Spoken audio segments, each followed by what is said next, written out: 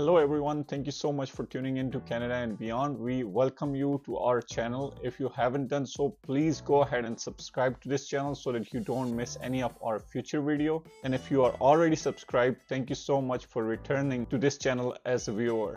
Let's start today's video, and today's video is very important. In today's video, we will be discussing the key differences between living in Canada and the United States. My wife and I have been living in both countries. We spent several years in Green Bay, Wisconsin while completing our higher education. After that, we moved to Canada and lived on the East Coast for about 3 years before settling in Ontario. Our goal with this video is not to prove that one country is better than other, but to share our own experience and highlight the key differences from immigrants' perspective. So let's get started. So number one point here is housing. Housing in Canada is generally more expensive, especially in major cities like Toronto and Vancouver, where the average home price exceeds 1 million Canadian dollars.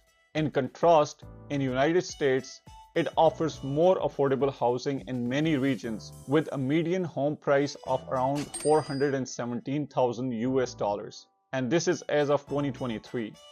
Mortgage rates in Canada are typically higher, with 5-year fixed rate averaging 5 to 6%, whereas in the United States offer more flexible loan options including 30-year fixed mortgage at around 6 to 7%. Property taxes varies in both countries. In Canada, they range from 0.5% to 2.5%.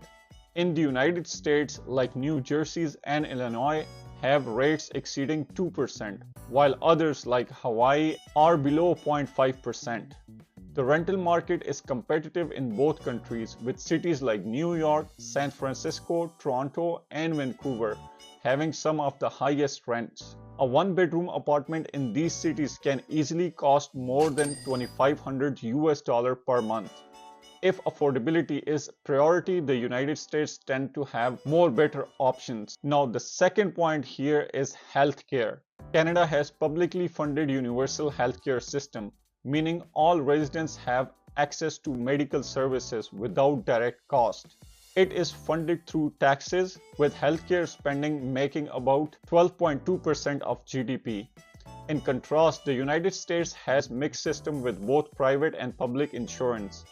Government programs like Medicare and Medicaid help certain groups, but most Americans rely on employer-sponsored or private insurance, leading to out-of-pocket costs.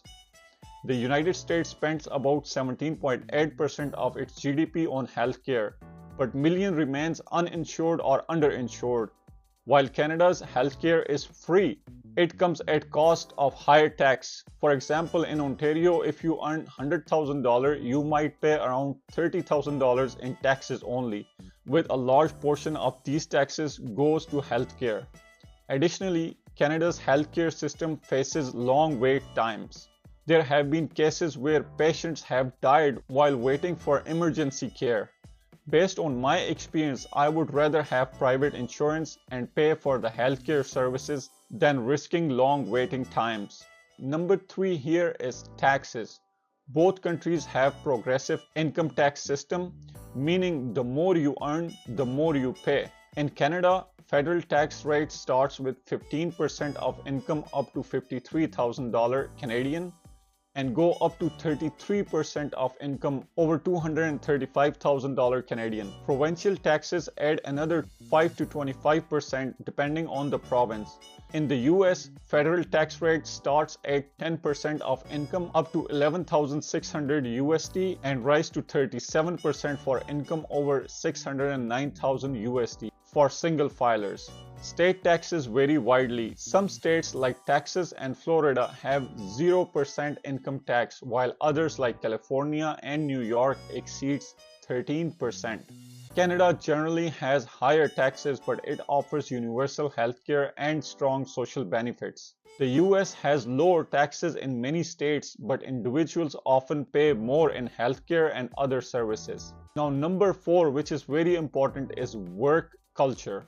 The work culture in both countries is similar but has some key differences. In Canada, work-life balance is a priority. Most employees work 35 to 40 hours per week, Paid vacation is more generous, ranging from 2 to 4 weeks annually. Job security is stronger with strict employment laws. In the US, the work environment is more competitive and fast-paced, especially in finance and tech industries. Many employees work 40 to 50 plus hours per week. Vacation policies are less generous, with many companies offering only 10 to 15 days of paid leave. Employment is often at will, meaning companies can terminate employees without cause in many states. However, salaries in the US tend to be higher and there are more opportunities for rapid career advancement. The US also has strong entrepreneurial culture and encourages innovation and risk-taking. Canada focuses more on stability and work-life balance, while the US rewards ambition and hard work with higher salaries and faster career growth. Number 5, which is very relevant for immigration, is diversity. Both Canada and United States are highly diverse countries, but they approach multiculturalism differently. In Canada, the government follows a multiculturalism policies, encouraging immigrants to preserve their culture and their identities while integrating into society. Around 25% of the population is foreign-born. Major cities like Toronto, Vancouver, and Montreal are some of the most multicultural in the world. There are strong anti-discrimination laws and bilingual policies, English and French. In the US, the country follows an assimilation-based model often described as melting pot.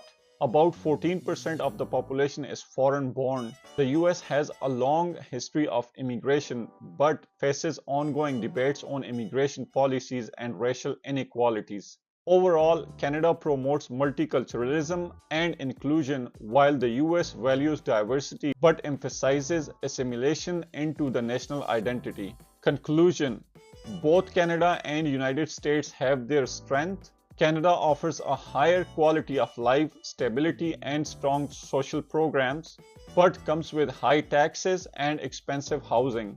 The US, on the other hand, provides more job opportunities, higher salaries, and affordable housing, but has a more competitive work culture and higher healthcare costs.